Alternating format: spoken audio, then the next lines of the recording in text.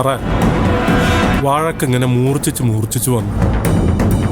ആര് കർമ്മം ചെയ്യണം ചെയ്യണ്ട, അതായിരുന്നു തർക്കം. ഞാൻ ചെയ്യുന്ന ശരത്ത് പറ്റില്ല എന്ന് ദേവി. അവസാനം ശരത്ത് പിന്മാറി. അല്ലെങ്കിൽ തന്നെ ശരത്തിന് എങ്ങനെ ചെയ്യാൻ പറ്റും? രക്തബന്ധമുള്ളവരല്ലേ സാധാരണ കർമ്മങ്ങൾ ചെയ്യാറ്. അല്ലെങ്കിൽ ഭർത്താവായിരിക്കും. ആ ശരത്ത് ഇത് രണ്ടുമല്ലല്ലോ. ആത്മബന്ധം ഉണ്ടല്ലോ സാറേ. ശരത്ത് അതായിരിക്കും നോക്കിയത്. അവൻ ചെയ്യാതിരുന്ന നന്നായി. അവൻ ചെയ്തിരുന്നെങ്കിലേ മരിച്ച ആത്മാവിന് ഒരിക്കലും ശാന്തി കിട്ടില്ലായിരുന്നു. അത് നിനക്കെങ്ങനെ അറിയാം? എനിക്കറിയാം. നിന്നോട് ഞാൻ എത്ര തവണ പറഞ്ഞതാ കാഞ്ചനെ വായി വരുന്നതൊക്കെ വിളിച്ച് പറയരുതെന്ന്. നിനക്കെന്താ ഇനിയൊന്നും മനസ്സിലാവാത്തത്? എനിക്ക് അവനെ ഇഷ്ടമല്ല, ആ ശരത്തിനെ. ആ വീട്ടിലുണ്ടാകുന്ന സകല കുഴപ്പങ്ങൾക്കും കാരണം അവൻ ഒറ്റ ഒരുത്തനാ. അതങ്ങനെ പറയാൻ പറ്റും? തെളിവ് വേണ്ട. തെളിവ് വേണ്ട. അവൻ കള്ളനാ.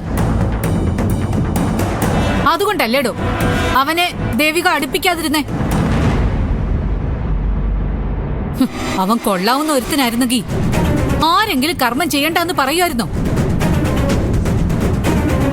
അവൻ ശരിയല്ല. അവനെ അടിച്ചിറക്കിയാലേ ആ വീട് രക്ഷപ്പെടൂ. അതെന്താന്ന് വെച്ചാ അവര് ചെയ്തോളൂ. നീ അതൊന്നും ആലോചിച്ച് വെറുതെ തലമുണ്ടാക്കണ്ട. ഞാൻ പറഞ്ഞേ ഉള്ളൂ. സത്യം പറയാമല്ലോ സ്വാമി, എനിക്ക് ആ ചക്കനെ തീരെ ഇഷ്ടമല്ല. അവന്റെ മുഖത്ത് ഒരു കള്ള ലക്ഷണമുണ്ട്, ഒരു വശപ്പശക. സ്വാമി, തറവാടത്തുള്ള ഒരുത്തനായിരുന്നെങ്കിൽ ആ വീട്ടിൽ കയറി ഇങ്ങനെ താമസിക്കുമായിരുന്നു. അത് അവര് നിർബന്ധിച്ചുകൊണ്ടല്ല സാറേ. ആര് തന്നെ നിർബന്ധിച്ചാലും അന്തസ്സുള്ളവരാരും ആ പണിക്ക് നിൽക്കില്ല. അതൊന്നും നമ്മളെ ബാധിക്കുന്ന വിഷയമല്ല.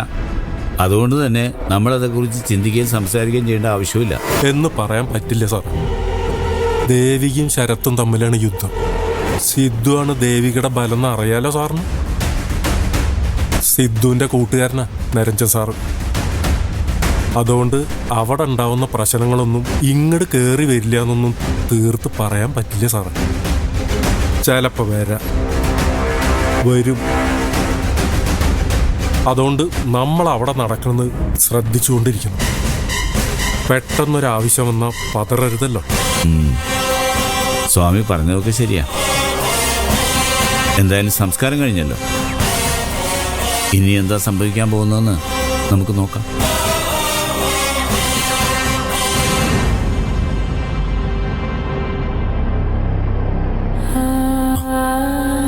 എല്ലാവരും ഇവിടെ? എല്ലാരും കിടക്കുവാ. അല്ല, ഭക്ഷണം വല്ലതും കഴിച്ചായിരുന്നോ? ഇല്ല. ഞാൻ കുറച്ച് കഞ്ഞിയും കറിയും കൊണ്ടുവന്നിട്ടുണ്ട്. എല്ലാവരും വിളിക്കേ, നമുക്ക് ഒരുമിച്ചിരുന്ന് കഴിക്കാം.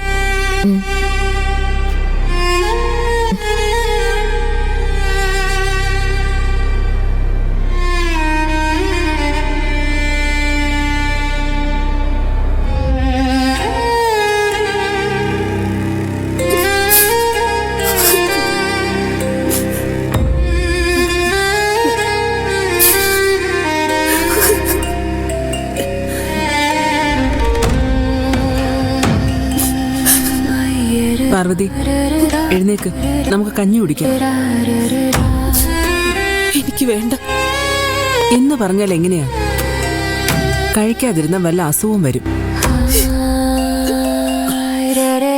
എഴുന്നേക്കമ്മേ. അമ്മയ്ക്ക് ഷുഗറും പ്രഷറും ഒക്കെ ഉള്ളതല്ലേ. എഴുന്നേക്ക്.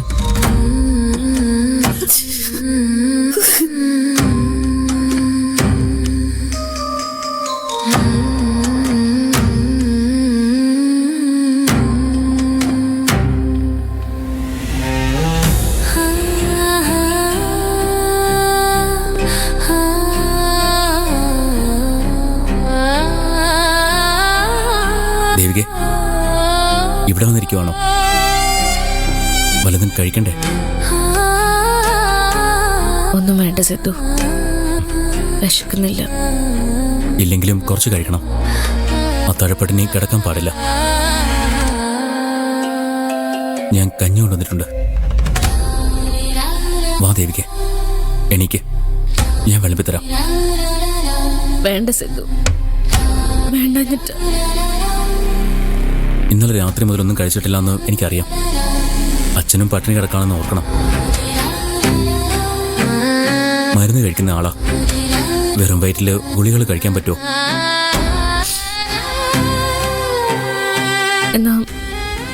അച്ഛൻ എന്തെങ്കിലും ഒന്ന് എടുത്തു കൊടുക്കാവോ?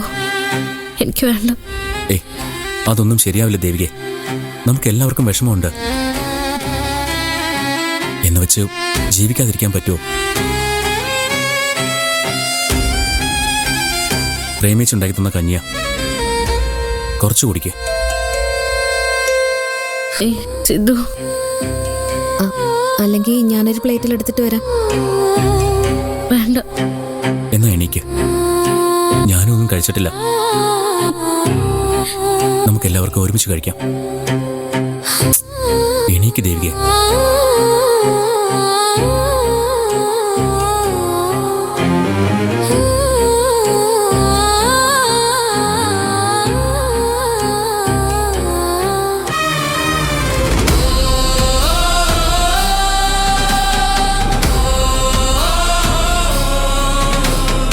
അച്ഛാ, നമുക്ക് കുറച്ച് കഞ്ഞി കുടിച്ചാലോ?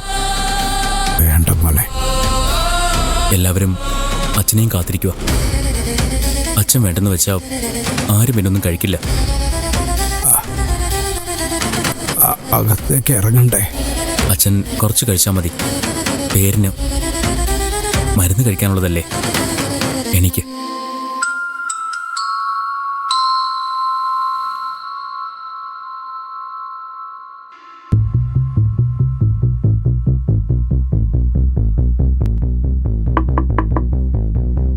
അതെ,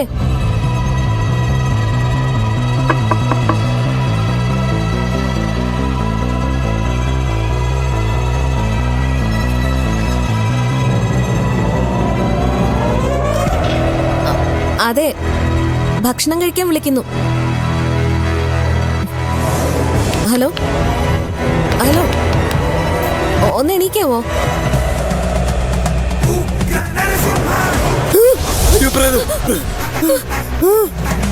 എന്താ എന്താ ഒരു അലർച്ച കേട്ടത്? എനിക്കറിയില്ല. ഞാൻ വരുമ്പോ ആള് ഉറങ്ങുക. ഭക്ഷണം കഴിക്കാൻ വിളിക്കുന്നു എന്ന് പറഞ്ഞു. കണ്ണു തുറന്നതും പ്രേതം എന്ന് പറഞ്ഞ ഒരു ഒറ്റ വിളിയായിരുന്നു. പ്രേതോ? അല്ല, പെട്ടെന്ന് പ്രിയ കണ്ടപ്പോ നിത്യമാണെന്ന് തോന്നി. ശരത്ത് എന്തിനാ നിത്യെ പേടിക്കുന്നത്? പേടിച്ചെന്ന് ആര് പറഞ്ഞു? പേടിക്കാതെ ആരെങ്കിലും നിലവിളിക്കോ? അത് പിന്നെ പെട്ടെന്ന് കണ്ടപ്പോ ഞാൻ അവളെ തന്നെ ഓർത്ത് കിടക്കുമായിരുന്നു. നിന്റെ കണ്ണിന് എന്തോ കുഴപ്പമുണ്ട്. ഈ കുട്ടിയെ കണ്ടാൽ എങ്ങനെയാ നിത്യയാണെന്ന് തോന്നുന്നത്? അതാ ഞാനും ആലോചിക്കുന്നത്. ഒരു സാമ്യമില്ല. എന്നിട്ടും എനിക്കങ്ങനെ തോന്നി. എന്റെ മനസ്സിന്റെ, എന്റെ ഇഷ്ടത്തിന്റെ. ഞാൻ അത്രയ്ക്ക് നിത്യ സ്നേഹിച്ചിട്ടുണ്ടായിരുന്നല്ലോ.